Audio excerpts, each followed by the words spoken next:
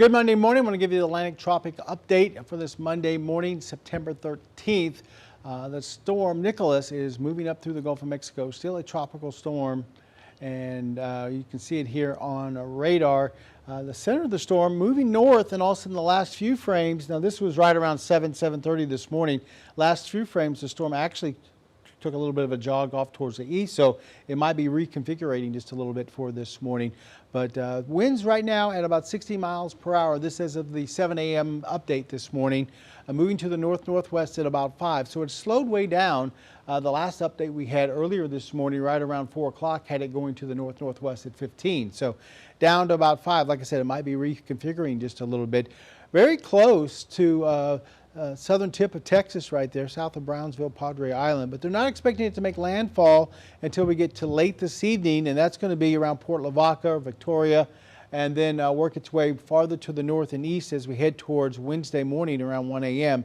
This will put it just to our north. This could be some of the periods where we see some of the heavier rainfall. Tuesday, 1 a.m. to Wednesday at 1 a.m. as the storm passes by just to our east and or to our west and northwest, and that could give us some heavy rainfall across sections of southeast Texas. Some of that training could add up to some hefty rainfall totals, so we'll be watching closely for that tomorrow into early Wednesday. By Thursday, it should start to move away, and our rain chances should start to come down late Wednesday going into Thursday.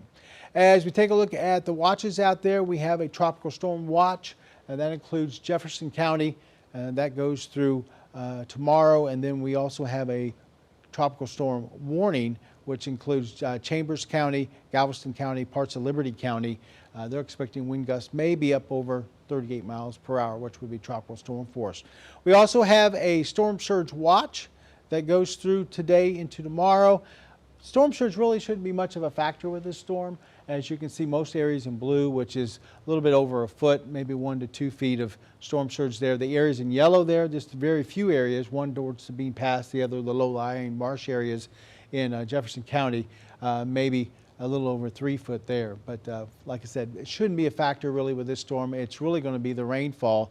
And this is radar from earlier this morning, and you can see that general motion of the on and off rain kind of working its way from the Gulf up into southeast Texas, southwest Louisiana.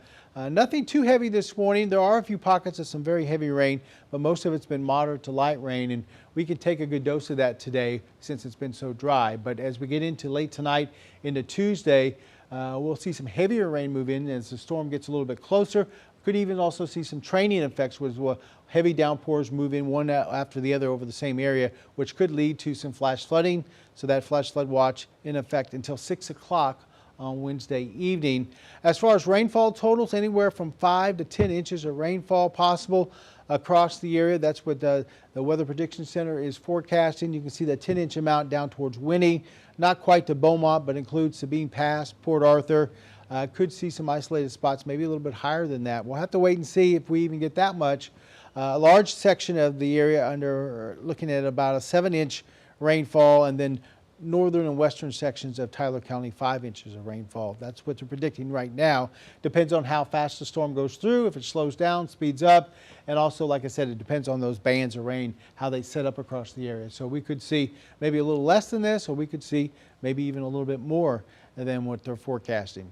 Futurecast just shows off and on rain throughout the day. It continued to kind of come in from the Gulf of Mexico, move from south to north across the area.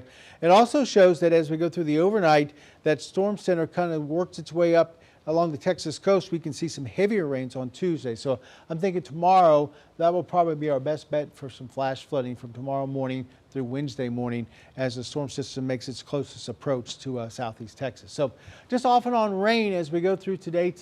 Looking at temperatures into the lower 80s with east winds at about 5 to 15, then an east wind at 5 to 15 through the overnight with temperatures back down into the middle to lower 70s with that on and off rain.